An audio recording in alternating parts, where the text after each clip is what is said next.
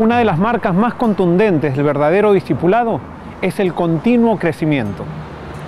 Una vez que nos hayamos unido a Jesús, es la única meta a alcanzar. Ningún discípulo de Jesús puede decir, llegué, ya no necesito crecer más.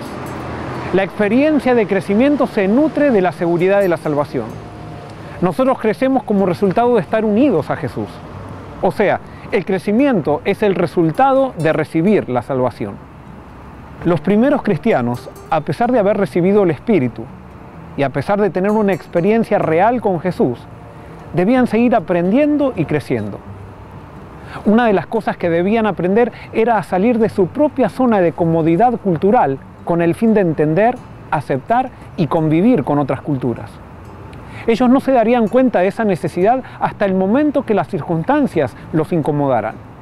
La primera tensión que hubo en la iglesia primitiva fue un problema cultural. A través de la actitud que los creyentes tomarían frente a ella, se probaría la capacidad de adaptación y de sometimiento a Cristo que este nuevo grupo poseía.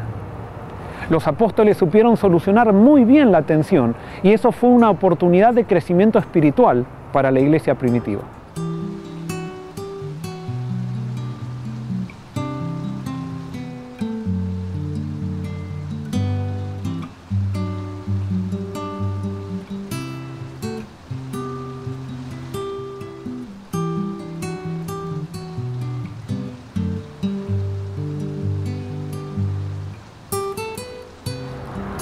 Sin embargo, la falta de disposición a crecer de algunos creyentes hizo que en la iglesia apostólica muchos fueran perdiendo la experiencia que tenían en Jesús.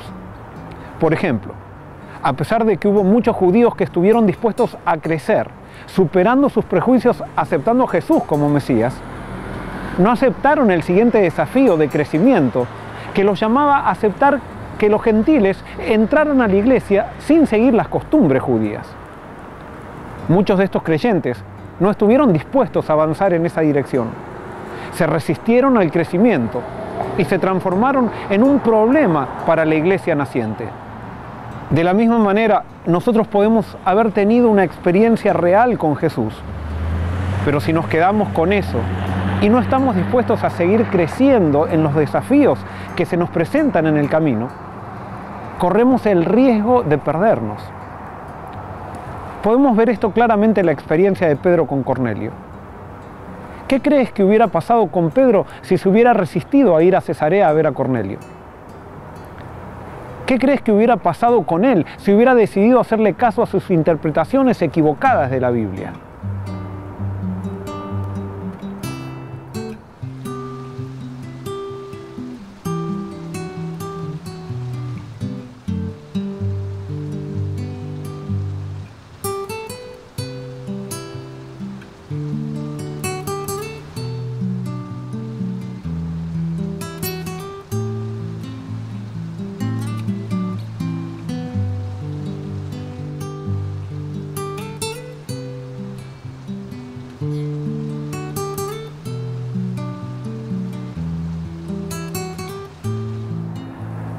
Analicemos ahora algunos de los argumentos que esgrimían los judíos cristianos para no aceptar a los gentiles en su medio.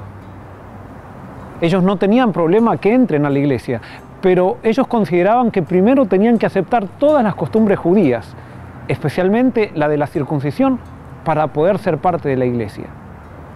Ellos también se podrían haber amparado en el argumento que si dejaban que muchos gentiles entraran a la iglesia de repente, todo el estilo de vida tan particular que habían desarrollado por los años se iba a diluir.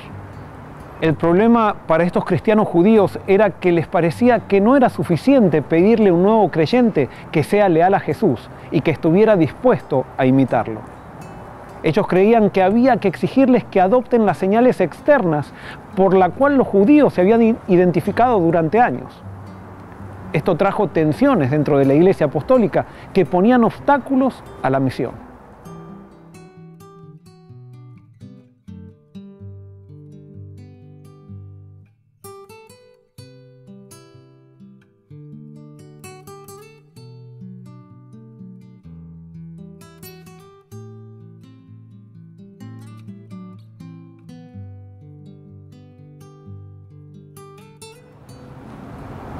A las iglesias cristianas de hoy, que cuentan con una rica tradición e historia, les puede pasar exactamente lo mismo que a los cristianos judíos.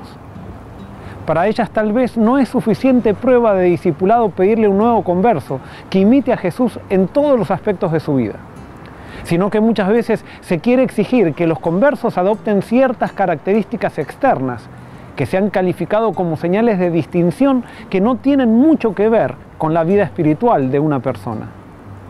Debido a esto, muchas veces las iglesias se llenan de tensiones y hasta se dividen por discusiones que terminan siendo muy superficiales a la hora de lo que significa una relación con Jesús. El resultado de este énfasis hace que haya iglesias que siguen al pie de la letra ciertas costumbres externas, pero que no tienen una relación con Cristo. Por afuera, sus miembros pueden haber adoptado todas las características denominacionales que los distinguen de otras iglesias.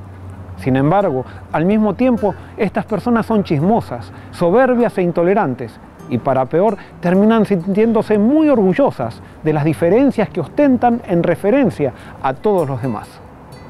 Si en nuestras iglesias locales dedicáramos más tiempo a levantar a Jesús enseñando lo que hizo y hace por nosotros, si es que enseñáramos que la experiencia espiritual con Él no está basada en una simple creencia intelectual, sino en una profunda relación de lealtad hacia Él, todas las discusiones sobre cosas externas disminuirían notablemente y no serían causa de pérdida de tiempo ni de división.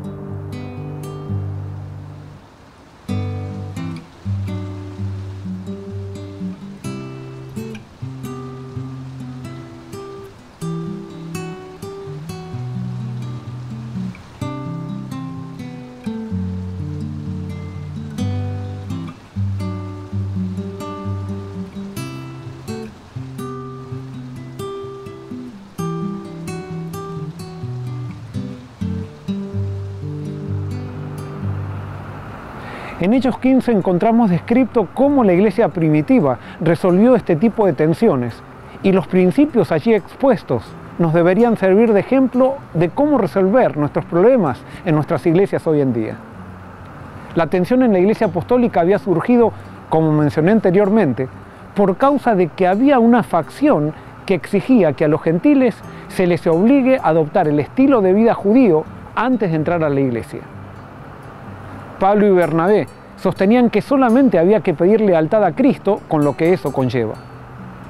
Es interesante notar que los que pensaban como Pablo y Bernabé eran los menos, por el hecho que la mayoría de los miembros de la iglesia cristiana de ese momento venían de la tradición judía. Pero hubo argumentos de mucho peso que fueron esgrimidos por alguien que había pensado que los gentiles no debían tener las mismas oportunidades que los judíos dentro de la iglesia. Ese era el apóstol Pedro. Él dio su testimonio de cómo había cambiado de parecer. Luego Pablo y Bernabé contaron lo que estaba pasando en el campo misionero, y eso fue suficiente para que el concilio se dé cuenta qué era lo que el Espíritu Santo quería. La iglesia apostólica descubría la voz del Espíritu a través de las necesidades de la misión. A la decisión final no se llegó por un voto, sino que la Biblia dice que fue un común acuerdo. Ese común acuerdo estuvo determinado por las necesidades de la misión y no por el punto de vista de unos pocos o de la mayoría. Sin embargo, como la Iglesia Apostólica era sensible y respetuosa de los puntos de vista de todos sus miembros, a pesar que le quedó claro lo que pedía el Espíritu, dejó a conciencia el hecho que si había gente que quería seguir circuncidándose, lo haga sin que nadie los inquiete, y el que no quería hacerlo, de la misma manera.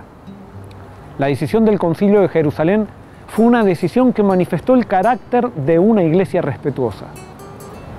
A pesar de esto, hubo personas que no quedaron conformes con la decisión de respetar las conciencias y pretendieron seguir imponiendo y juzgar de herejes y pecadores a aquellos que pensaban que la circuncisión ya no era necesaria.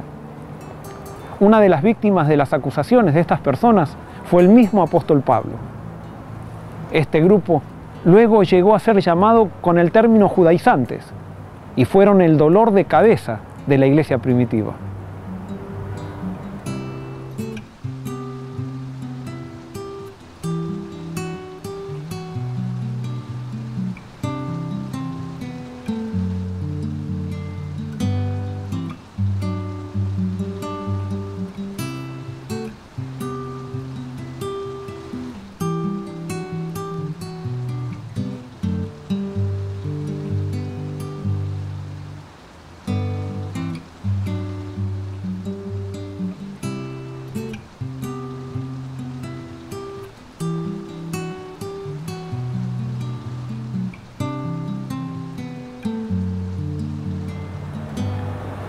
Qué bueno sería si como líderes de iglesia le pidiéramos a Dios que nos dé la misma actitud del apóstol Pedro. Él estuvo dispuesto a dar testimonio de que había pensado equivocadamente con respecto a los gentiles y también de su cambio de parecer. Eso fue lo que determinó que en ese concilio se llegue a un buen resultado. Por otro lado, cuando como líderes tenemos una actitud carnal y orgullosa, vamos a los concilios no para buscar la voz del Espíritu, sino con el fin de ganar una posición sin intentar siquiera analizar cuáles son las necesidades reales de la misión. Que Dios nos ayude para estar llenos del Espíritu, para que el orgullo no tenga cabida en nosotros y que cada vez que Jesús nos pida que crezcamos, estemos dispuestos a avanzar en el nuevo escalón que nos propone, por más que eso nos resulte muy incómodo. No se trata de posiciones teológicas, sino de dejar de lado nuestro orgullo.